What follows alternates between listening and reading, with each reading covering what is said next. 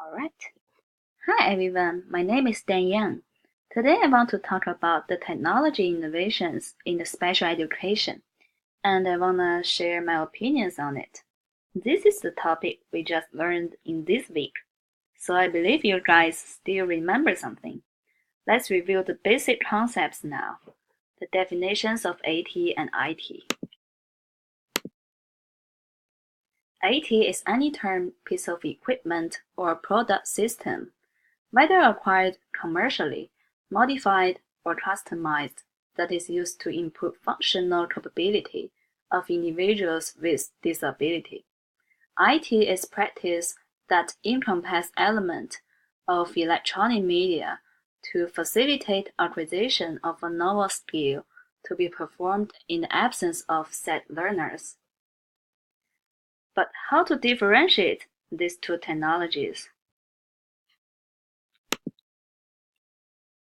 It's determined by whether technology will be temporary or static accommodation.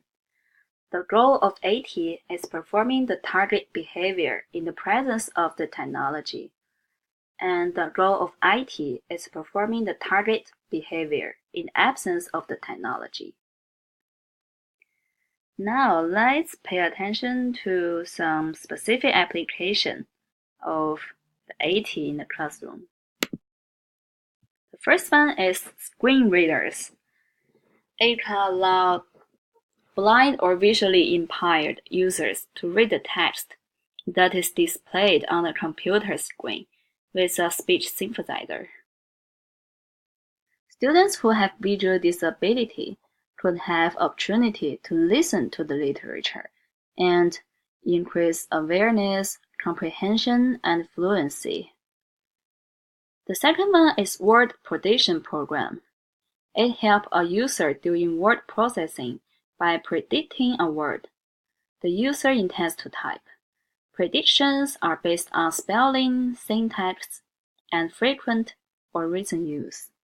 This prompts children who struggle with writing to use proper spelling, grammar, and word choices.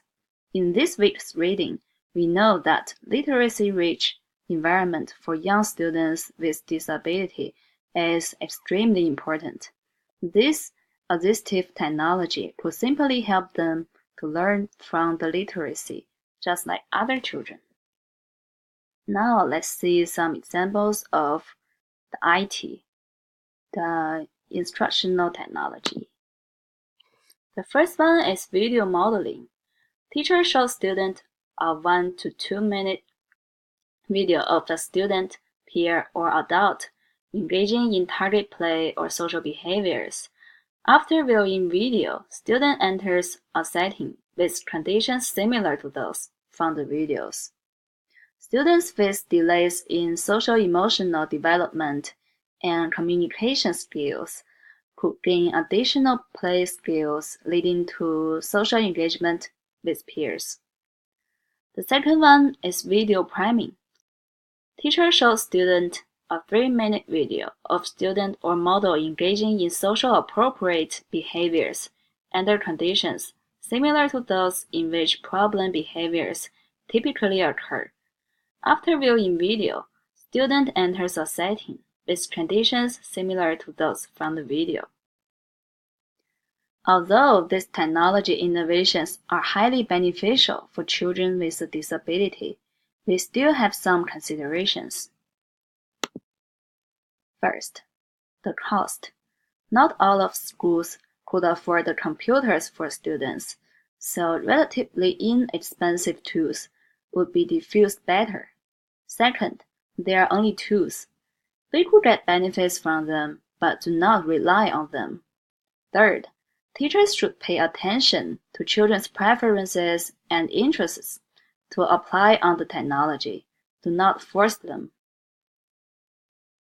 Finally, thanks to mainstreaming and inclusion policies, students of all abilities study in all classrooms from kindergarten through college, even when they have physical, psychological, or cognitive disabilities that seem too challenging to integrate or excluded them from traditional classrooms in the past.